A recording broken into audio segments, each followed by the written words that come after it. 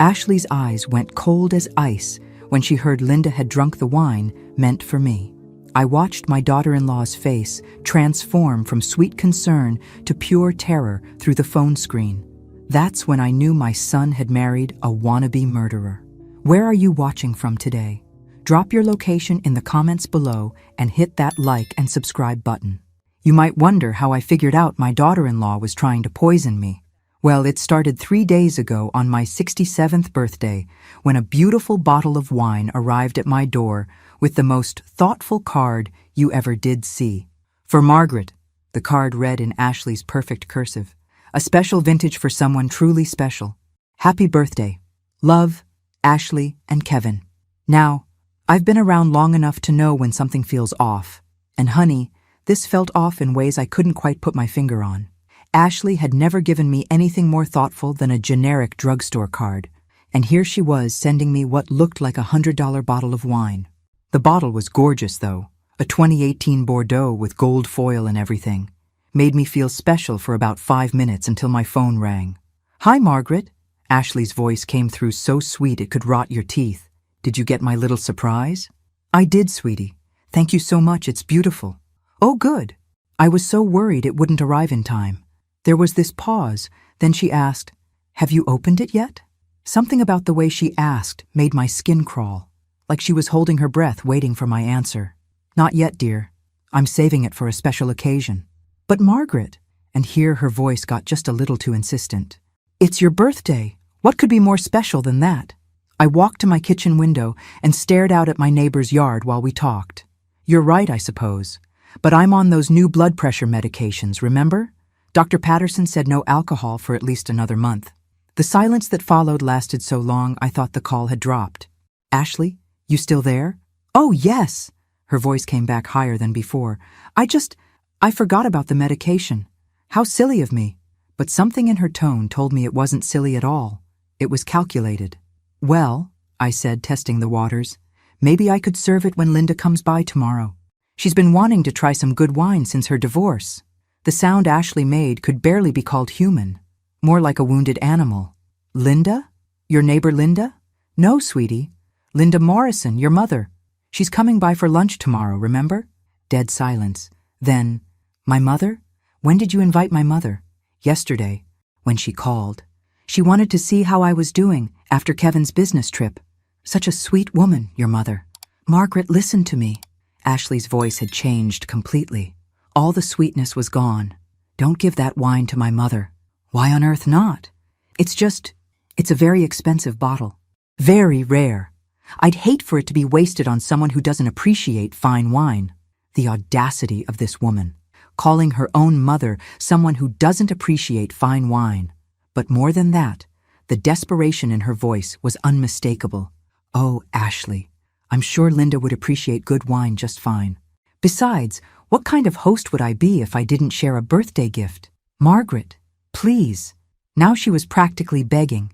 I'd really prefer if you saved it for a special family dinner. When Kevin gets back from his trip, we could all enjoy it together.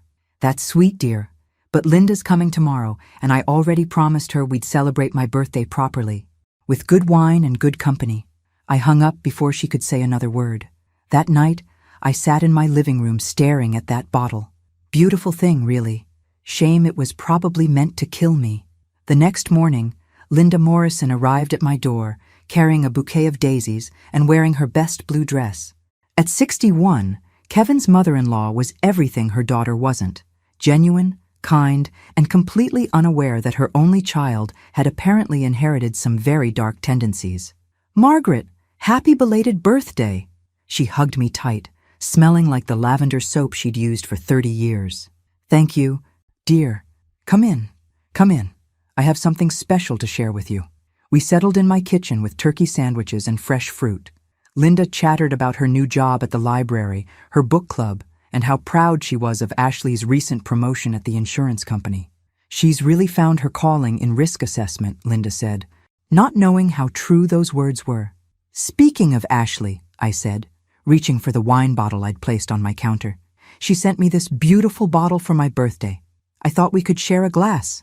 Linda's eyes lit up. Oh my, that is lovely. Ashley has such good taste. I opened the bottle carefully, poured 2 generous glasses, and handed one to Linda. The wine was a deep ruby color, beautiful really. To good friends and second chances, I said, raising my glass. To good friends, Linda echoed. I watched her take a sip, then another, then finish half the glass while telling me about her grandson's soccer game. My phone rang exactly 23 minutes later. Ashley's panicked voice came through the speaker, loud enough for Linda to hear. Margaret, did you drink the wine yet? Well, hello, Ashley. Actually, I'm having lunch with your mother right now. Is she there? Put me on speaker. I looked at Linda, who was now paying attention to the conversation with growing confusion. You're on speaker, dear. Mom! Ashley's voice was shrill with panic. When did you get to Margaret's house? Linda glanced at me, then at the phone. About an hour ago, sweetheart. We're having a lovely lunch. Margaret opened that beautiful wine you sent her. The sound that came through the phone was somewhere between a scream and a sob. Mom, listen to me very carefully. How much wine did you drink? Linda looked at her glass, then at me with growing alarm. I don't know. Maybe half a glass? Ashley, what's wrong? You sound terrified. When did you drink it? Exactly when? Ashley Elizabeth Morrison, you tell me what's wrong this instant. Linda's maternal authority kicked in, and I watched my sweet neighbor transform into the mother who'd raised a potential murderer. But Ashley had already hung up. Linda stared at the phone, then at her wine glass, then at me. Margaret, she said slowly, what exactly do you think was in that wine? Linda's face went white as printer paper when I explained my suspicions about the wine. But Margaret, she whispered, setting down her glass like it was a loaded gun. Ashley is my daughter. Honey, I said gently, daughters have been trying to kill their mothers since Cain and Abel, though I suppose that was brothers. Linda Morrison had always been the type of woman who believed the best in people, especially her own child.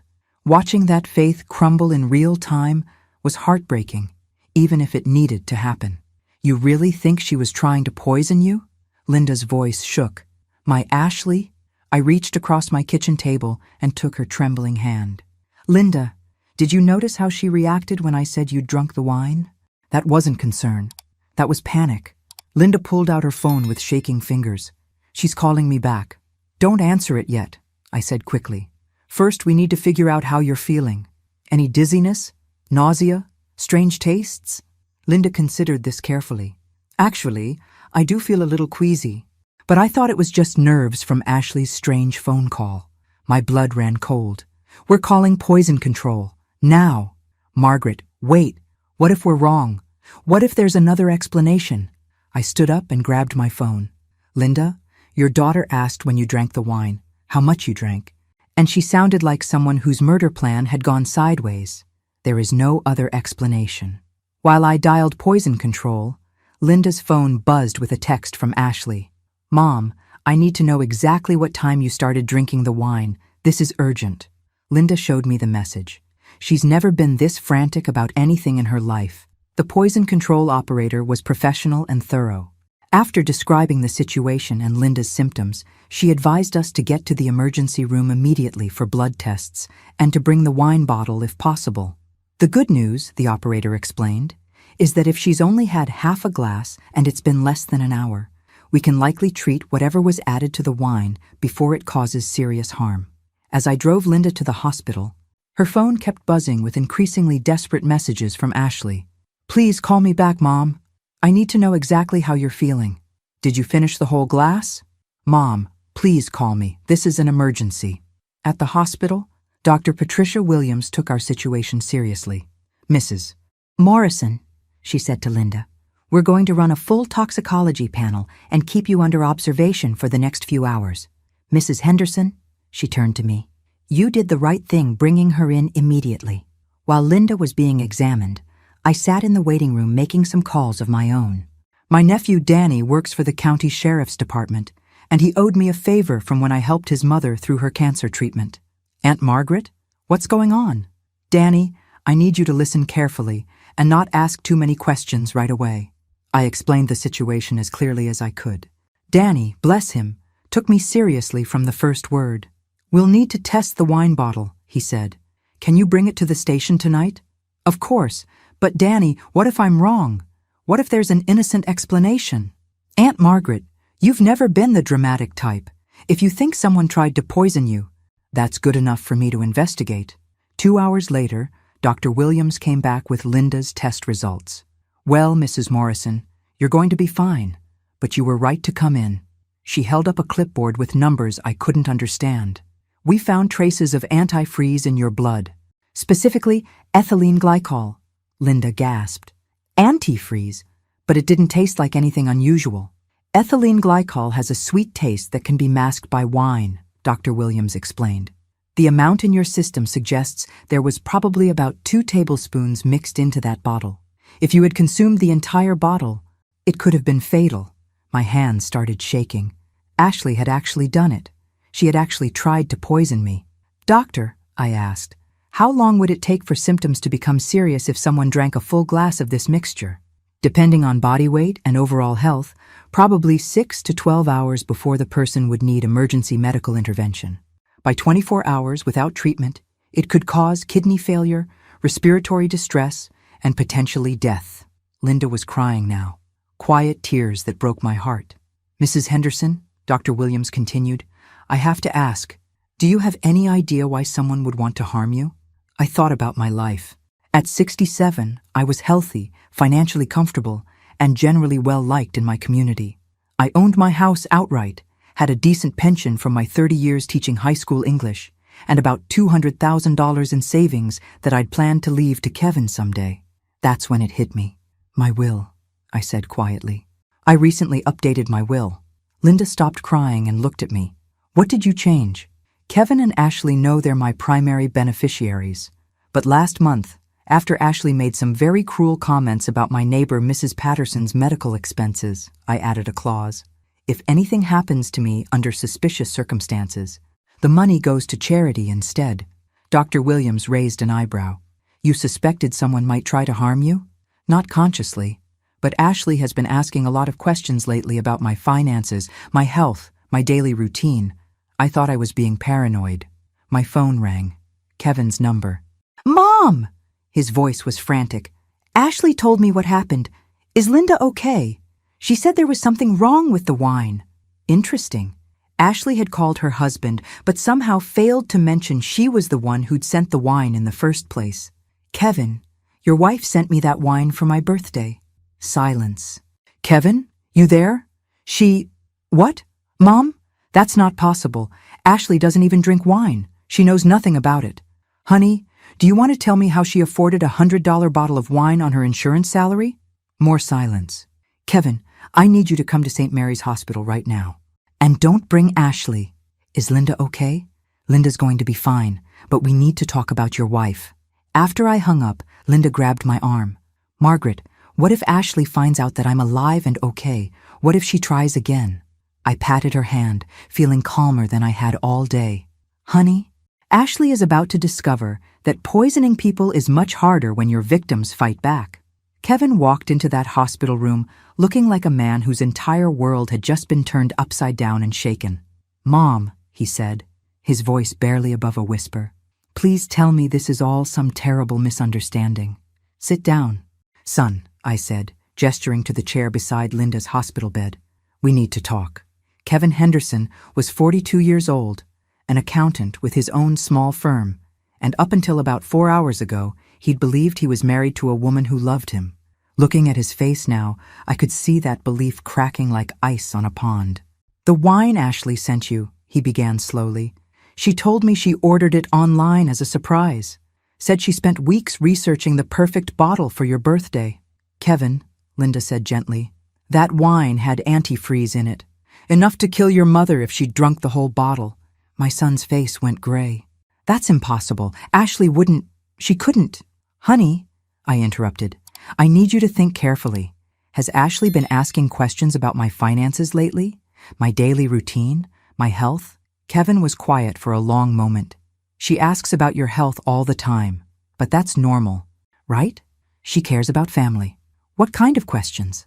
Like, Kevin struggled to remember. She wanted to know about your blood pressure medication, whether you have a heart condition, if you've made arrangements for long-term care if you get sick. Linda and I exchanged glances. And she's been really interested in your will, Kevin continued, looking more uncomfortable with each word. She asked me if you'd updated it recently, who your beneficiaries are, whether you have any debts that would affect the inheritance. Kevin, I said carefully, when did these questions start? About 3 months ago. Kevin's voice was getting smaller. Right around the time we found out her promotion at work fell through. There it was. Ashley's motivation was becoming clearer by the minute. My phone buzzed with another text from Ashley. Kevin's not answering his phone. Where is everyone? I'm getting worried. I showed the message to Kevin. What do you want to tell your wife? Kevin stared at the phone for a long time. I don't know what to believe anymore. Well, I said, here's what we're going to do. We're going to find out exactly what your wife is capable of. Danny arrived at the hospital 20 minutes later with an evidence collection kit and a grim expression. Aunt Margaret, I talked to the detective assigned to this case. We're taking this very seriously. Detective Sarah Murphy was about 35, sharp-eyed, and had dealt with family poisonings before. Mrs. Henderson, I need to ask you some difficult questions about your relationship with your daughter-in-law. Ask away. Have you and Ashley had any recent conflicts? Arguments about money, family matters, anything that might have escalated? I thought about the past few months. Nothing dramatic, but she's made some comments that bothered me. What kind of comments? Last month, my neighbor Mrs. Patterson had a stroke. Ashley said it was probably for the best, because medical bills would have wiped out her savings anyway. Said it was selfish of old people to cling to life when they're just draining resources from younger generations. Detective Murphy wrote this down. Anything else? She's asked me several times if I've considered moving to a senior living facility. Says my house is too big for one person, too expensive to maintain. But Kevin, did you know Ashley's been researching the value of my property? Kevin looked stricken. What do you mean? I saw her looking up recent home sales in my neighborhood on her phone, taking pictures of my backyard, asking about the condition of my roof and plumbing. Mrs. Henderson, Detective Murphy said, we're going to need to test that wine bottle thoroughly, but I have to ask, is there any chance this could have been accidental contamination? Linda spoke up. Detective, you should have heard Ashley on the phone. When she found out I'd drunk the wine, she sounded like someone whose murder plan had gone wrong. We'll be analyzing the bottle and interviewing Mrs. Ashley Henderson tomorrow, Detective Murphy said. In the meantime, I need you all to be very careful. If she suspects we're investigating her, she might escalate. Kevin finally found his voice. Detective, what should I do? I live with her. I share a bed with this woman. You go home and act normal. Don't confront her about any of this. Let her think the plan worked until we know more. After the detective left, Kevin sat in silence for a long time. Finally, he looked up at me with tears in his eyes. Mom, what if I've been married to a monster for 3 years and never knew it? Honey, I said softly, sometimes the people we love are capable of things we can't imagine. The question is, what are you going to do about it? Kevin's phone rang. Ashley's name lit up the screen. Answer it, I told him. And remember, you don't know anything yet. Kevin took a shaky breath and answered. Hey, babe. Kevin. Finally. Where have you been? I've been so worried. How's Linda? Is she okay? The concern in Ashley's voice sounded so genuine that for a moment I wondered if we'd gotten this all wrong. Then I remembered the terror in her voice when she'd learned Linda had drunk the wine. Linda's fine, Kevin said, his voice remarkably steady. Just some kind of reaction to the wine. Probably an allergy or something. Oh, thank goodness! Ashley's relief sounded real. I felt so terrible that my gift made her sick. Is she in the hospital? Just for observation. She should be going home tomorrow. And Margaret? How is she handling all this? Kevin looked at me. I nodded. She's pretty shaken up. Linda drinking her birthday wine and getting sick. It really upset her. Poor Margaret. I feel awful that my gift caused all this trouble. Maybe I should come to the hospital, bring flowers or something. No, Kevin said quickly. Then, more calmly, the doctors are limiting visitors. Too much excitement isn't good for Linda right now. Of course. Well, when you get home, I'll have dinner waiting. Your favorite lasagna. After Kevin hung up, Detective Murphy, who'd been listening, shook her head. Either she's completely innocent, or she's a very good actress. Detective, I said, Tomorrow morning, when you interview Ashley, ask her one specific question. What's that? Ask her where she bought the wine. If she can't give you a specific store, receipt, or online order confirmation, you'll know she's lying. Linda squeezed my hand. Margaret, what if we're wrong about her? I squeezed back. Then we'll all feel foolish, and Ashley will have a story to tell for the rest of her life. But honey, if we're right, I didn't need to finish the sentence. If we were right, Ashley Henderson had just made the biggest mistake of her life. The next morning, I was making coffee when my doorbell rang at exactly 8:15 a.m.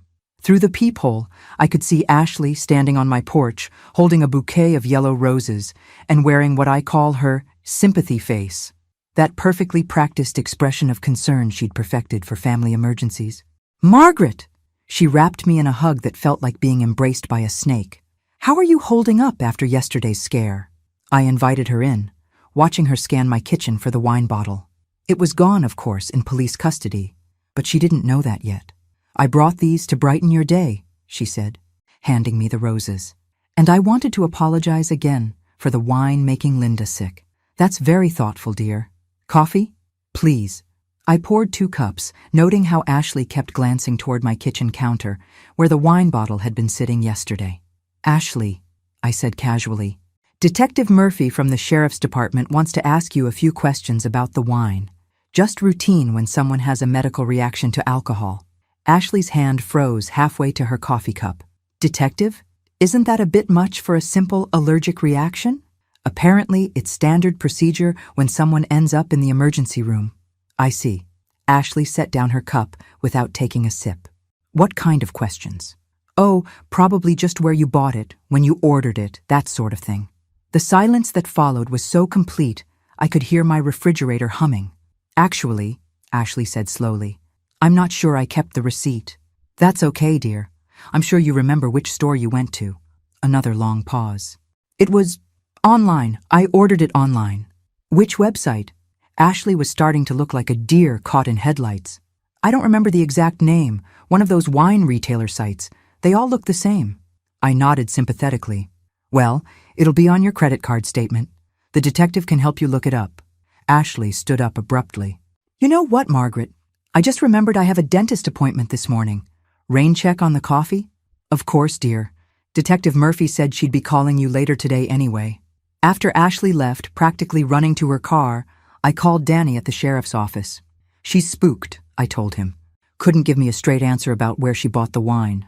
Good. When people start lying, they usually make mistakes. Detective Murphy will interview her this afternoon. At 2 p.m., my phone rang. Kevin. Mom, Ashley just got back from the sheriff's office and she's acting really strange. Strange how?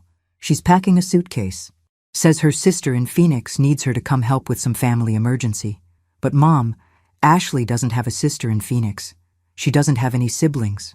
My blood went cold. Kevin, where are you right now? At my office. Ashley called and told me about the trip. Said she'd be leaving tonight. Don't go home alone. Call Detective Murphy right now.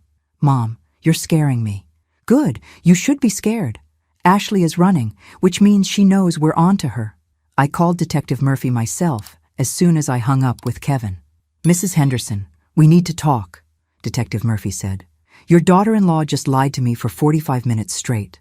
About the wine? About everything. She claimed she bought it at a wine shop in Springfield, but when I called the shop, they've never heard of her. She said she paid cash, but couldn't explain why she drove 2 hours to buy wine in a different city. And when I asked for her phone to check online order confirmations, she said she'd lost it. Kevin says she's packing to leave town. I figured she might try that. We've got units watching her house. If she tries to run, we'll arrest her. But Detective Murphy underestimated Ashley's desperation. At 4 p.m., Kevin called me crying. Mom, she's gone. What do you mean gone? I came home and the house is empty. Her clothes, her car, everything. She left a note saying she couldn't handle being accused of something she didn't do. Kevin, call Detective Murphy immediately. I already did. They're putting out an APB. But Mom, if she really did try to poison you, and now she knows we're investigating. Kevin didn't need to finish the sentence. A woman desperate enough to poison her mother-in-law was desperate enough to try again. That evening, Linda came over to stay with me. Margaret, I can't stop thinking about something. What's that, honey? When Ashley was asking me all those questions yesterday about when I drank the wine, how much I drank, she sounded like she was calculating something. Calculating what? Like she was trying to figure out if I'd consumed enough to die. We sat in my living room with the curtains drawn and the doors locked, waiting for Detective Murphy to call with news about Ashley's whereabouts. Linda, I said around 9 p.m., I need to tell you something. What? This wasn't her first attempt. Linda turned to stare at me. What do you mean? 3 weeks ago, I got food poisoning after Ashley brought me homemade cookies. Spent 2 days sicker than I'd ever been in my life. At the time, I thought it was just bad luck. Margaret, why didn't you tell me this earlier? Because I didn't want to believe it myself. But now, my phone rang. Detective Murphy. Mrs. Henderson, Ashley's car was found abandoned at the bus station in Springfield. We're checking security cameras and bus schedules, but she's got at least a 6-hour head start. Detective, what does this mean for my safety? It means Ashley Henderson is now a fugitive suspected of attempted murder, and fugitives sometimes do desperate things. After I hung up, Linda and I looked at each other. What do we do now? Linda asked. Now, I said, we wait, and we hope Ashley is smarter than she's proven to be so far. But deep down, I knew Ashley wasn't done with me. Women like her don't give up easily. They just get more dangerous. The call that changed everything came at 6:30 a.m., exactly 3 days after Ashley disappeared. Detective Murphy's voice was tight with urgency. Mrs. Henderson, we need you to come to the station immediately. We've discovered something about your daughter-in-law that changes the scope of this investigation. Linda drove me to the sheriff's office, both of us silent and tense. Detective Murphy met us at the entrance, her expression grim. Mrs. Henderson, before I show you what we found, I need to ask you about Ashley's previous marriage. I blinked, confused. Previous marriage? Ashley was never married before Kevin. Detective Murphy exchanged glances with another officer. Ma'am, Ashley Henderson was married twice before she met your son. Her first husband died of sudden heart failure at age 34. Her second husband died of kidney failure at 38. The words hit me like a physical blow. Linda grabbed my arm to steady me. That's impossible, I whispered. Ashley told us Kevin was her first serious relationship. Mrs. Henderson, both deaths were initially ruled natural causes. But after we started investigating the wine incident, we contacted police departments in Ashley's previous towns. They're reopening both cases. Detective Murphy led us to a conference room where files and photographs were spread across a large table. Meet Thomas Bradley and Marcus Chen, she said, pointing to photos of 2 men. Husband number 1 and husband number 2. I stared at the pictures. Both men were handsome, successful looking, and appeared to be in their 30s. What happened to them? Thomas died in 2018 in Nevada. Sudden heart failure. No history of heart problems, but Ashley inherited his life insurance policy and his house. Marcus died in 2020 in Colorado. Kidney failure. Again, no previous kidney issues, but Ashley was the sole beneficiary of his estate. Linda made a small sound of distress. How much money are we talking about? Between both men, approximately $800,000 in life insurance and property. I felt sick. And no one investigated? Ma'am, she's very good at what she does. Both men were cremated quickly at Ashley's request. She moved away from both cities within months of their deaths, and she changed her name each time. Detective Murphy pulled out another file. Her real name is Ashley Marie Winters. She's been using different variations and married names for years. What name did she use when she married my son? Ashley Morrison. She told Kevin her maiden name was Morrison, right? That's why he thought Linda was her mother. Linda and I stared at each other in horror. You mean, Linda said slowly, I'm not actually Ashley's mother? No, ma'am. Ashley Morrison doesn't exist. Ashley Winters targeted your son specifically because he talked about his wealthy mother in online dating profiles. The room was spinning. I gripped the edge of the table. Detective, how long has she been planning this? Based on what we've found, she's been researching your finances and daily routine for at least 8 months. She joined Kevin's church specifically to meet him. She got a job at an insurance company specifically to learn about life insurance policies and beneficiary arrangements. Detective Murphy opened another folder. And Mrs. Henderson, there's something else. We found Ashley's laptop in her abandoned car. She turned the computer screen toward me. It showed a detailed spreadsheet with my name at the top. She's been tracking everything about you. Your sleep schedule, your shopping habits, your doctor appointments, your medication routine. Look at this column. It's labeled Opportunities. I read the entries with growing horror. Tuesdays, grocery shopping alone, usually 2 to 4 p.m. Thursdays, garden work, drinks from hose outside. Saturday mornings, walks alone in park. Takes medication with breakfast every day. She was looking for ways to poison me, I said quietly. Yes, ma'am, and according to these notes, the wine was plan number 4. What were the other plans? Detective Murphy hesitated. Contaminated water hose, poisoned food left on your doorstep, and something she labeled medication switch. Linda was crying now. Margaret, what if you hadn't been suspicious of the wine? What if I hadn't come over that day? I thought about how close I'd come to drinking that wine myself, how Ashley's voice had sounded when she thought her plan had worked. Detective, where is Ashley now? We don't know, but Mrs. Henderson, we're confident she's not finished with you. What do you mean? According to her laptop files, you represent her biggest potential payout yet. Your estate is worth approximately $350,000, plus your house. For someone who's made a career out of murdering for money, that's too big a prize to walk away from. The room fell silent except for Linda's quiet sobbing. What do we do now? I asked. Now, we catch her, but Mrs. Henderson, we need your help. How? Detective Murphy leaned forward. Ashley made one crucial mistake. She doesn't know that we know about her previous husbands. She thinks she's just wanted for one attempted poisoning. So she might try to contact Kevin to convince him she's innocent. You want to use my son as bait? We want to use Kevin's phone as bait. If Ashley calls him, we can trace the call. If she texts, we can track the location. Kevin would be completely safe. We'd have officers with him at all times. I looked at Linda, who had stopped crying and was now staring at the photos of Ashley's dead husbands. Margaret, Linda said quietly, how many other women like us are out there? How many other mothers who don't know their daughters-in-law are killers? That decided it for me. Detective Murphy, what do you need Kevin to do? We need him to post on social media that he believes Ashley is innocent and wants her to come home. If she sees it, she might reach out. And when she does, we'll be ready for her. But as we left the sheriff's office that morning, I couldn't shake the feeling that Ashley Henderson, or Ashley Winters, or whatever her real name was already one step ahead of us. Because women who make a living murdering husbands don't stay amateurs for long. Kevin posted that Facebook message at exactly 2 p.m. on Thursday. And I have to say, watching my son pretend his wife wasn't a serial killer took more acting talent than I knew he possessed. Missing my beautiful wife, he wrote. Ashley, please come home. I know you didn't do anything wrong.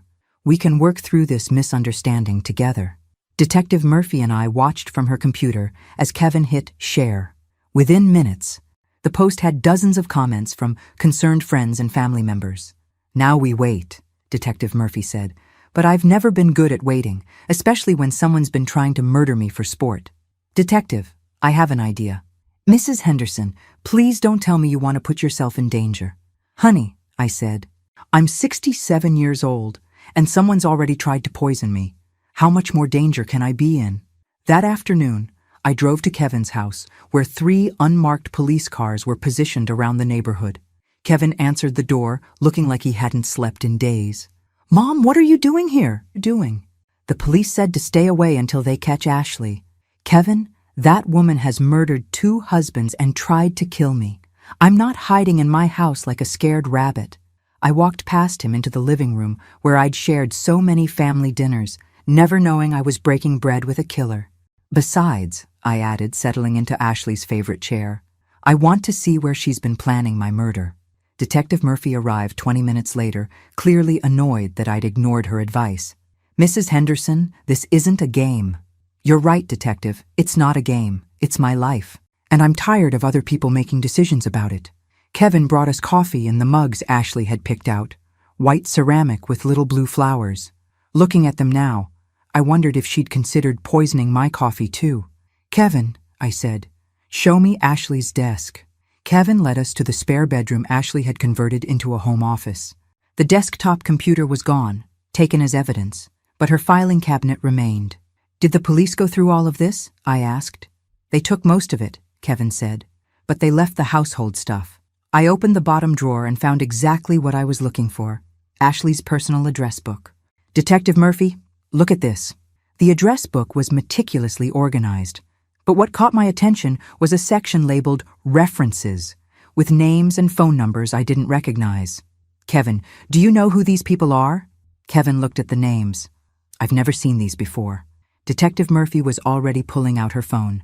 I'll run these names through our database, but I had a different idea. Detective, what if we call them? See what they have to say about Ashley? Mrs. Henderson, that could compromise the investigation, or it could give us information we need to catch her. Against Detective Murphy's better judgment, we called the first number listed under Sarah Williams. Hello? A woman's voice answered. Hi, this is Margaret Henderson. I'm trying to reach someone who might know Ashley Morrison. The silence that followed was so long I thought the call had dropped. Ma'am, the woman finally said, are you calling about Ashley because she's done something to hurt someone in your family? Detective Murphy grabbed the phone and put it on speaker. This is Detective Murphy with the county sheriff's office. Who am I speaking with? My name is Sarah Williams. Ashley Morrison was married to my brother Marcus Chen for 8 months before he died. Detective Murphy and I looked at each other with excitement. Mrs. Williams, we're investigating Ashley for attempted murder. Could you tell us about your brother's death? Detective, Marcus was perfectly healthy. 38 years old, ran marathons, never had a sick day in his life. Then he married Ashley, and within 6 months, he was complaining of constant headaches, nausea, and fatigue. Did he see a doctor? Ashley convinced him it was stress from work. She said doctors were expensive and he just needed to rest more. She made him special teas, cooked all his meals, took care of him like a devoted wife. I felt sick listening to this. Mrs. Williams, what happened in the end? Marcus died of kidney failure on a Tuesday morning. Ashley found him collapsed in their bathroom. She was hysterical, such a grieving widow. The doctor said sometimes these things just happen. Was there an autopsy? Ashley said Marcus wouldn't have wanted his body disturbed. She had him cremated 2 days later. By Friday, she was meeting with insurance adjusters. Detective Murphy was taking notes furiously. Mrs. Williams, did Ashley ever ask about Marcus's family? His inheritance? His accounts? She asked a lot of questions about our family's finances. Wanted to know if Marcus had any debts, any obligations to relatives. She seemed relieved when we told her Marcus was pretty much on his own financially. After we hung up, Kevin was staring at the phone in horror. Mom, this is exactly how she was acting with me. Asking about your health, your money, your daily routine. Kevin, I said gently. She was studying me like a science experiment. Detective Murphy's phone buzzed. Kevin, Ashley just responded to your Facebook post. Kevin's hands shook as Detective Murphy handed him the phone. The message was simple. Meet me at Miller's Pond tonight at 8 p.m. Come alone. I can explain everything.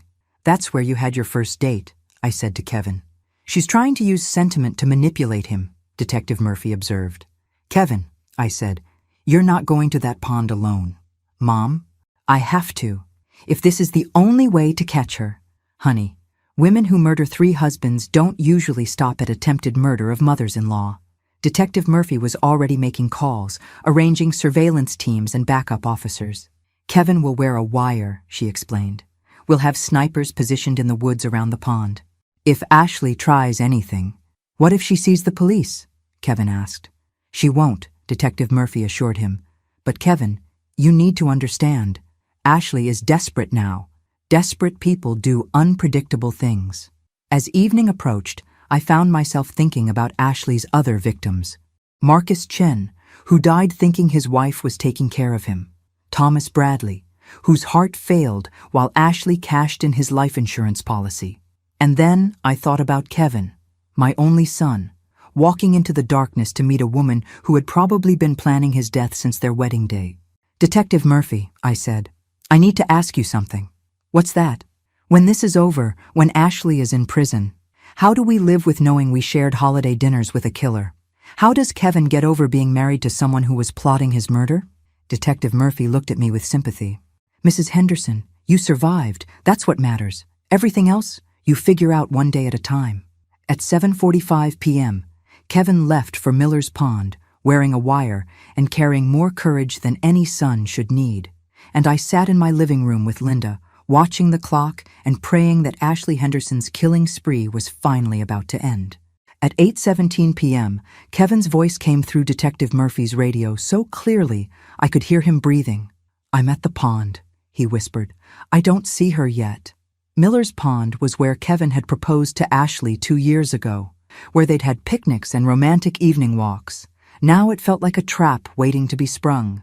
"Copy that," Detective Murphy's voice crackled back. "Stay calm. We've got you covered." Linda and I sat in the police surveillance van parked half a mile away, listening to every word through Kevin's hidden microphone. My hands were shaking so badly I could barely hold my coffee cup. "Kevin!" Ashley's voice suddenly came through the radio, and hearing it made my skin crawl. "Thank God you came.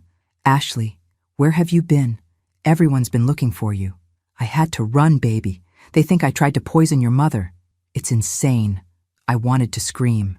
The woman had literally tried to murder me and was still playing innocent. "Ashley," Kevin's voice was carefully controlled. "Just tell me what happened with the wine." "Kevin, I bought that wine as a special gift for your mother. I had no idea it would make Linda sick. Maybe the bottle was contaminated at the store or during shipping. I don't know." "Then why did you run?" There was a pause. Through the radio, I could hear water lapping against the shore. "Because I was scared," Ashley said, and I had to admit, she sounded genuinely frightened. When the police started asking questions, treating me like a criminal, "Kevin, you know me.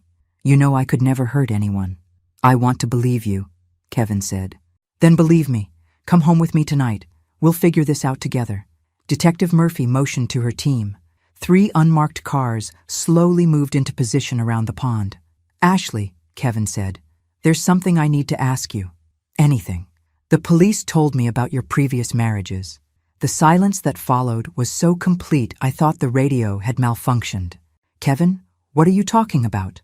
"Thomas Bradley, Marcus Chen, your first 2 husbands." "Kevin, I don't know who told you that, but I was never married before you. You're my first husband." "Ashley, they have marriage certificates, death certificates, insurance records." "That's impossible." But something in Ashley's voice had changed.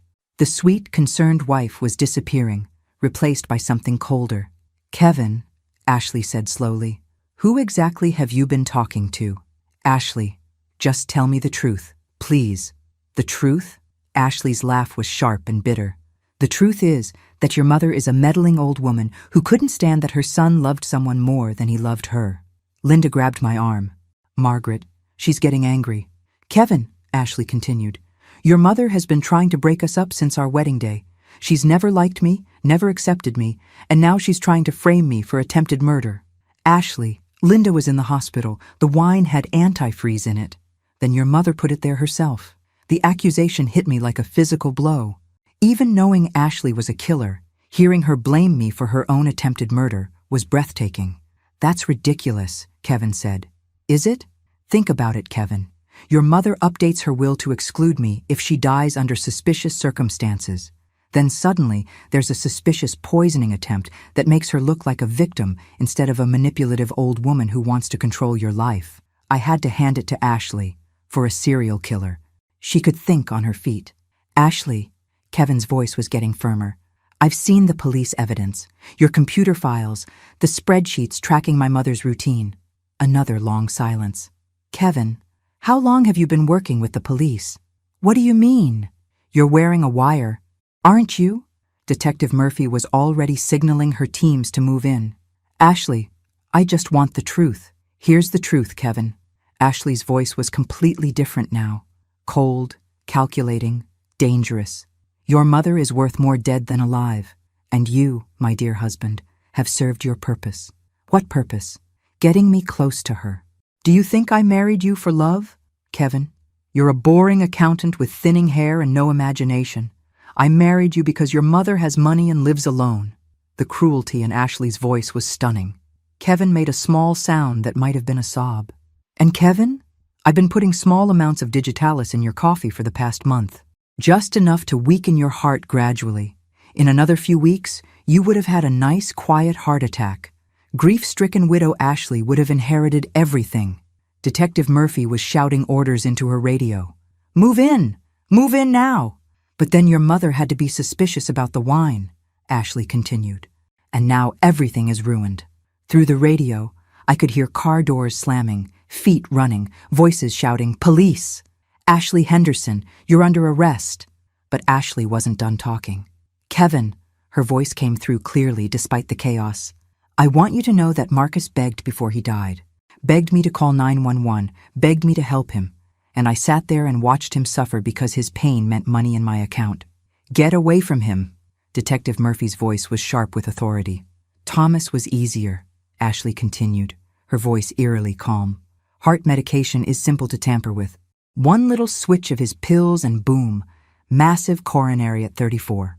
Ashley, step back and put your hands up. But Kevin, you were going to be my masterpiece. Slow digitalis poisoning, followed by your mother's tragic accident after you died. I would have been rich enough to retire from the husband-killing business. Put the weapon down." That's when I heard Kevin scream, "She's got a gun! She's got a gun!" The next 30 seconds were chaos.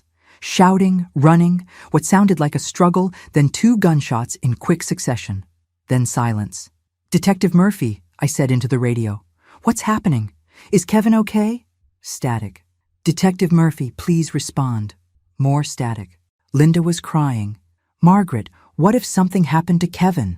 I stared at the radio, waiting for news, praying that my son was still alive and that Ashley Henderson's killing spree was finally over. But in my experience, women who murder for a living don't go down easy. The silence from Kevin's radio stretched for 3 minutes and 47 seconds. I know because I counted everyone. Then Detective Murphy's voice crackled through, and I've never been so relieved to hear anything in my life. "Mrs. Henderson, Kevin is safe. Ashley has been apprehended." Linda and I cried with relief, holding each other in the back of that surveillance van like 2 old women who just watched their children survive a car accident. "Is she hurt?" I asked, then immediately wondered why I cared. "Ashley sustained a gunshot wound to the shoulder when she attempted to shoot Kevin. She's being transported to the hospital under guard. And Kevin? Shaken, but unharmed. He's being checked by paramedics as a precaution." 20 minutes later, Kevin climbed into the van, looking like he'd aged 10 years in one evening. His hands were still shaking as he hugged me. "Mom, she really was trying to kill me. All this time she was poisoning my coffee." "I know, honey, I know." She said Marcus begged. She watched him die and enjoyed it. I held my son while he cried, thinking about how close I'd come to losing him to a woman who collected husbands like hunting trophies. Detective Murphy joined us in the van. "Kevin, we're going to need you to come to the hospital for blood tests. If Ashley has been giving you digitalis, we need to get it out of your system. Will I be okay? Digitalis poisoning is serious, but if we caught it early enough, you should recover completely with treatment." As we drove to the hospital, Detective Murphy filled us in on what they'd found at the pond. Ashley had a gun, a fake passport, and $50,000 in cash. She was planning to kill Kevin tonight and disappear forever. "Why didn't she just run when she had the chance?" I asked. "Because Mrs. Henderson, you represent unfinished business. Ashley doesn't like loose ends." At the hospital, Dr. Williams, the same doctor who'd treated Linda, confirmed that Kevin had elevated levels of digitalis in his blood. "Another week or 2 of exposure, and you could have had serious heart arrhythmia," she told Kevin. "You're very lucky this was discovered when it was." While Kevin was being treated, Detective Murphy and I went to see Ashley. She was handcuffed to a hospital bed, her shoulder bandaged, looking for all the world like an innocent victim rather than a woman who'd murdered at least 3 people. "Hello, Margaret," Ashley said when she saw me. "Come to gloat?" "I came to understand," I said, taking the chair beside her bed. "Help me understand how a person becomes someone who murders for money." Ashley studied me for a moment. "You really want to know?" "I do. Money, Margaret. It's always about money. Do you know what it's like to grow up poor? Really poor? Eating generic cereal for dinner because that's all your mother could afford? Lots of people grow up poor, Ashley. They don't become killers, don't they?" Ashley's smile was chilling. "You know what I learned when I was 12 years old? That pretty girls who are smart enough to manipulate men never have to be poor again. So you decided to marry men and murder them? I decided to marry men and take what they owed me for putting up with their boring lives and mediocre sex. The coldness in her voice was breathtaking. Thomas was practice, Ashley continued. Sweet, trusting Thomas who believed I loved him. Marcus was more challenging. He was suspicious by nature. But Kevin was supposed to be my retirement fund. And me? You, Margaret, were going to be my masterpiece. A tragic accident after Kevin's untimely death. Maybe a fall down the stairs. Maybe a gas leak. I hadn't decided yet. Detective Murphy had heard enough. Mrs. Henderson, we should go. But Ashley wasn't finished. Margaret, I want you to know something. What's that? I really did respect you. You're tougher than I expected for a small-town retiree. If you'd just drunk that wine like you were supposed to, this would all be over, and I'd be in Mexico by now. Ashley, I said, standing up, I hope you spend the rest of your life thinking about how you almost got away with it. Her laugh followed us down the hospital corridor. 3 days later, I was in my kitchen making coffee when Kevin arrived, looking better than he had in months. How are you feeling? I asked. Like I've been married to a stranger for 3 years, Kevin said. Mom, how did I not see what she was? Honey, Ashley fooled everyone. Her previous husbands, their families, the police, the insurance companies. She was very good at what she did. But there had to be signs. I thought about this carefully. Kevin, did Ashley ever cook for you regularly? All the time. She said she enjoyed taking care of me. Did she ask a lot of questions about my health, my routine, my finances? Constantly. But I thought she was just interested in family. Did she ever discourage you from visiting me alone? Kevin paused. Actually, yes. She always wanted to come with me or suggested we invite you to our house instead. She was controlling the situation, making sure she knew exactly what was happening between us. Kevin sat at my kitchen table, the same table where I'd served Ashley dinner dozens of times, never knowing she was planning my death. Mom, what happens now? Now you heal, and I heal, and we figure out how to trust people again. What about Ashley's trial? Ashley will go to prison for the rest of her life. The evidence is overwhelming. Kevin nodded, then looked at me with something like admiration. Mom, you saved my life. If you hadn't been suspicious about the wine, if Linda hadn't drunk it by accident, I corrected. We got lucky, honey, very lucky. But as I poured Kevin's coffee, checking the container carefully out of habit, I realized something important. It wasn't just luck that had saved us. It was paying attention.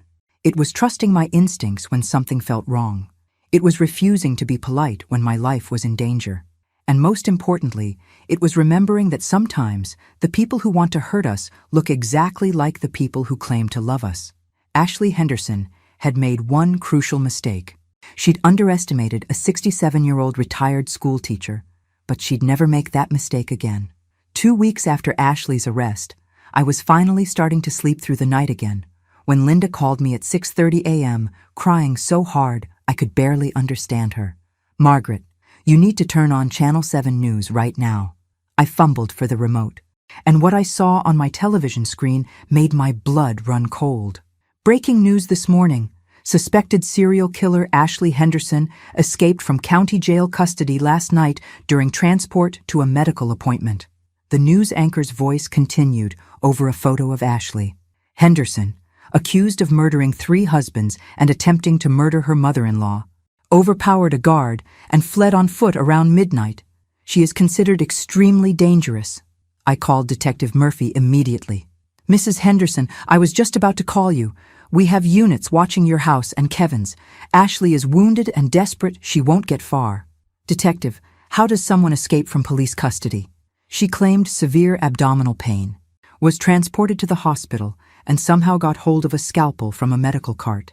She wounded the transporting officer and disappeared into the woods behind the hospital. Is the officer okay? He'll recover. But Mrs. Henderson, I need you to understand something. Ashley left a message. My heart stopped. What kind of message? She wrote on the hospital room wall with her own blood, Margaret owes me a debt. I sat down heavily in my kitchen chair.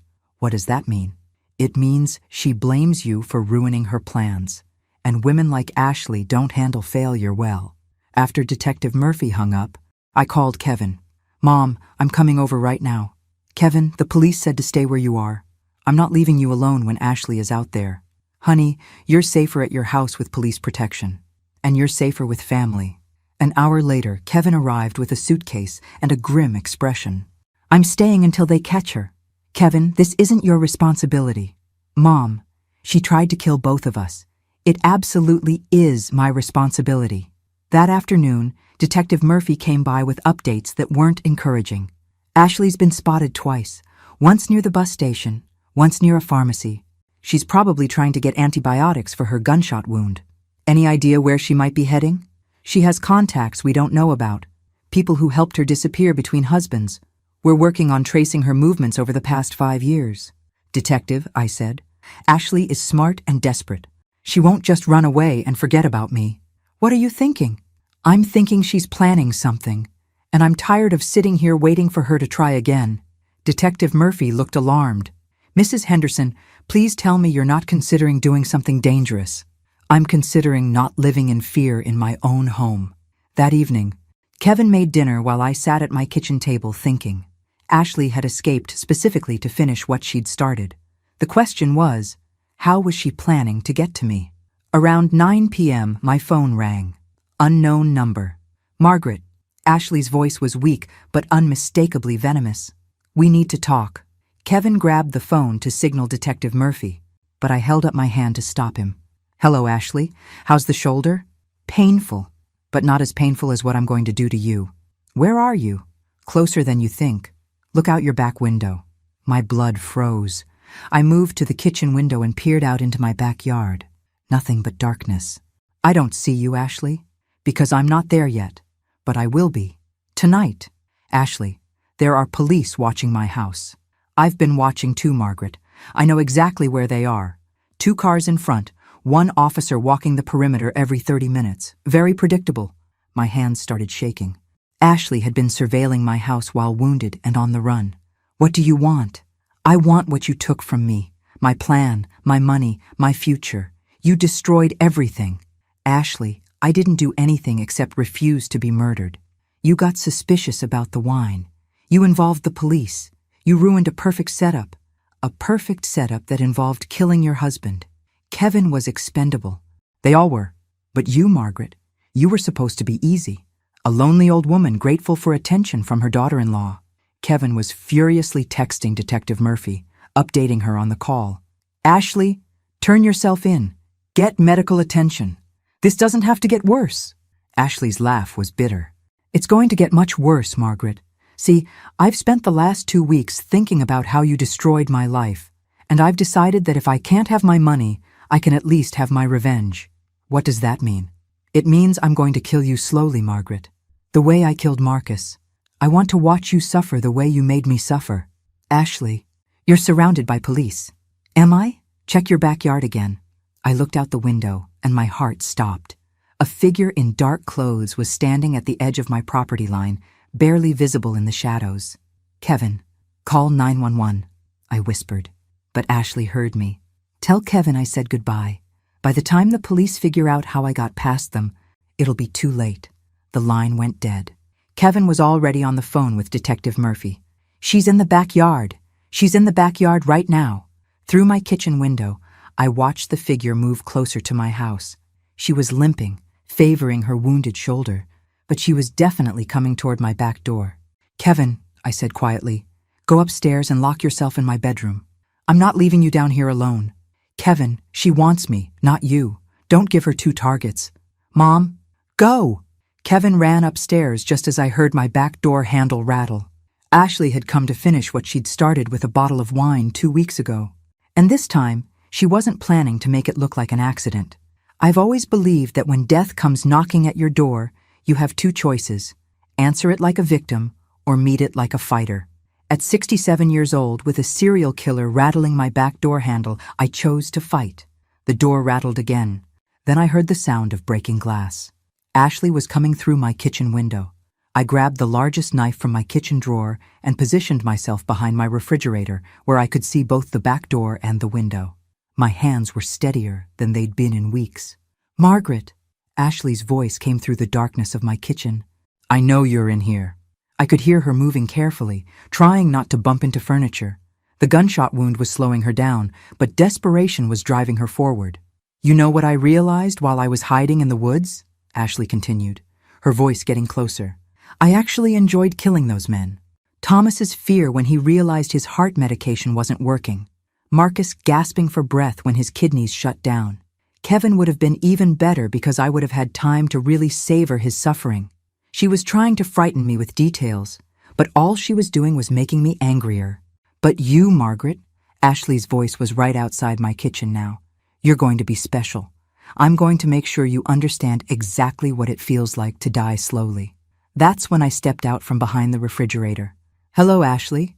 She spun around, and I could see she was holding something metallic in her right hand. A scalpel, probably the one she'd used to escape from the hospital. "There you are," Ashley said, smiling that cold smile I'd seen so many times across my dinner table. "Ready to pay your debt?" "Ashley, I need to tell you something."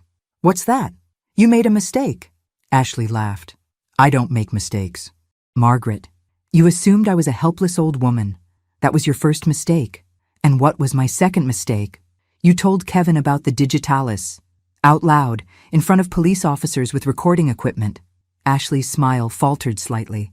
"Your third mistake," I continued, "was escaping from custody. That turned attempted murder into a much more serious offense." "Get to the point, Margaret."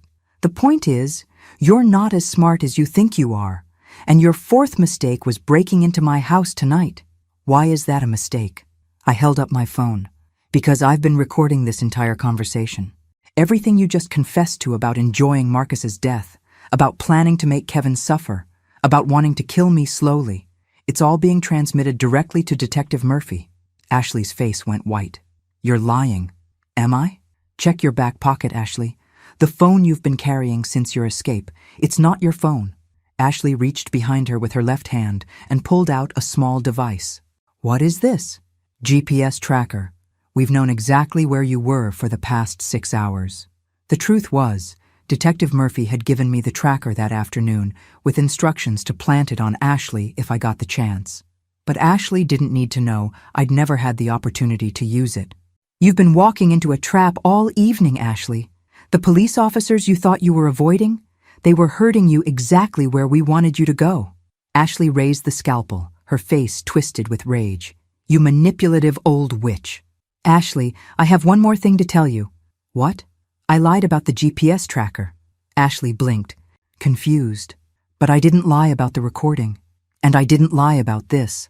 I stepped aside, revealing Detective Murphy standing in my kitchen doorway with her weapon drawn.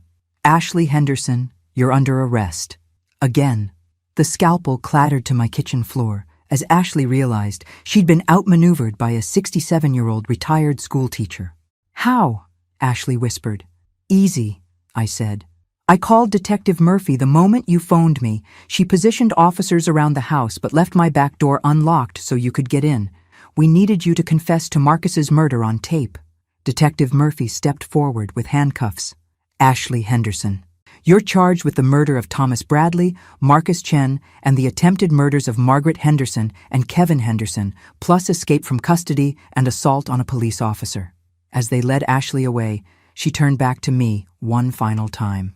"Margaret, you think you've won, but you'll never feel safe again.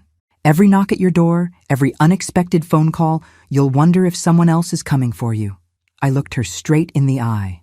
"Ashley, I'm 67 years old. I buried a husband, raised a son, and survived 35 years of teaching teenagers. You think you're the scariest thing I've ever faced?"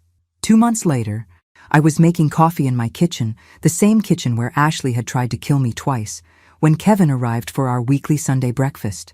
"Morning, Mom. How are you sleeping?" "Like a baby," I said, and meant it. Ashley had been sentenced to life in prison without parole after pleading guilty to avoid the death penalty.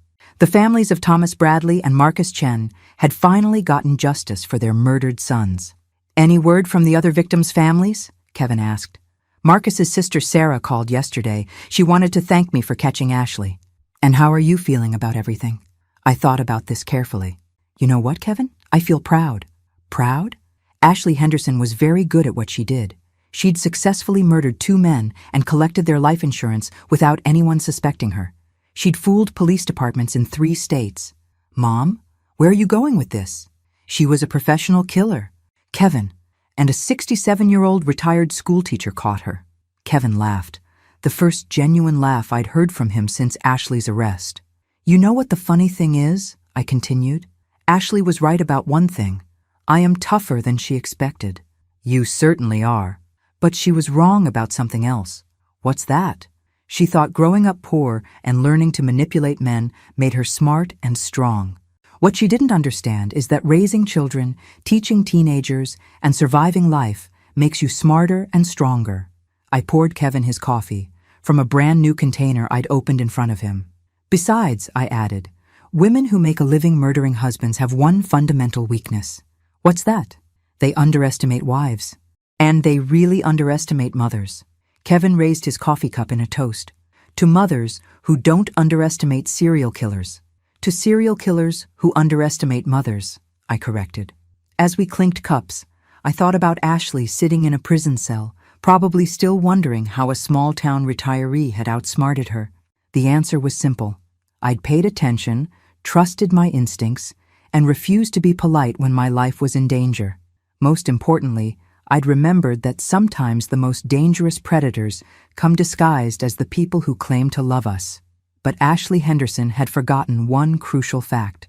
Mothers will do anything to protect their children, even 67-year-old mothers who just want to drink their birthday wine in peace. Thanks for listening. Don't forget to subscribe and feel free to share your story in the comments. Your voice matters.